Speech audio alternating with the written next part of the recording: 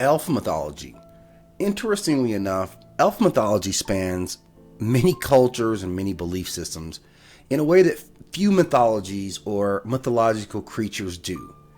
Elves are typically defined as supernatural beings. They exist in almost the same type of format in Germanic, Norse, Christian, and Southern African mythology and folklore, although their representations are starkly different. Elves are in general considered to be a race of beings with magical skills. In general, they are typically ambivalent towards humans and are capable of either helping them or hindering them. And despite what would be a generally positive history of encounters with mankind from our earliest time, more Christianized societies tended to view elves in an increasingly sinister light. And this is where the rumor of nightmares being caused by elves actually came from. And as it evolved, Christian priests began to offer prayers, warding against elves, and eventually the elf identity as nightmare spirits became predominant because they set themselves up as the opposite or the counter to that. And we have to remember that Christmas elves, as they are called, are very recent occurrences, propagated by modern Christians as a part of a tactic to assimilate more pagan rituals and beliefs to accommodate new people coming into their faith.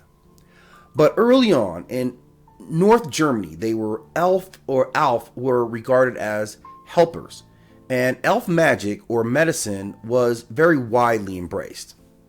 But as things changed by the Middle Ages, elves were regarded as dangerous and in some cases even considered to be evil. The darkest element in the 19th century folklore involved rumors of elves literally kidnapping people and holding them hostage in mountains, or replacing human babies or toddlers with changelings or things that look like babies but clearly were not babies, much to the parents' dismay.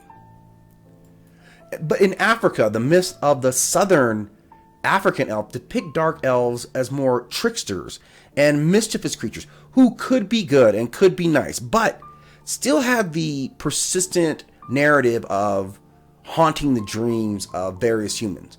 Although their role could be different. They could be left offerings and be benefits, but you could never tell. It was always a split with their belief system.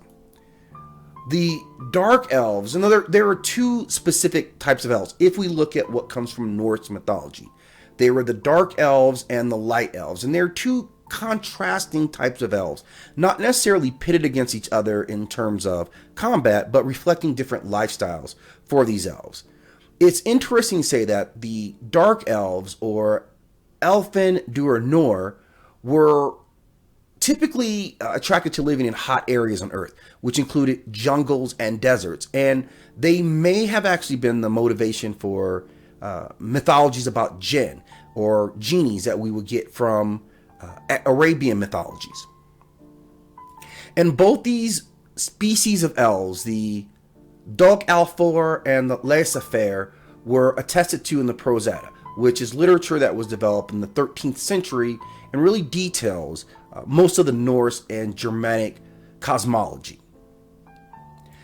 In all aspects of how we view them, elves are considered to be very strong practitioners of magic, and they typically focus on the worship of lunar deities.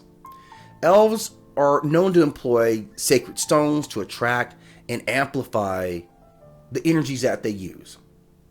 In almost every regard, we see elves as typically being very wise and most often are going to be very peaceful. And it's a common theme that we see obviously not only in Celtic but Germanic, Norse mythology, all the way to Africa, and in other parts of the Middle East, identities of elves still surface as well. So the elf may be more of a unifying factor among mythologies than really we had given it credit for being previously. Thank you again for stopping in at Nine World Chronicles as we explore some of the links that mythology offers to us. And as always, we ask that you watch some of our other videos, and please be sure to like and subscribe.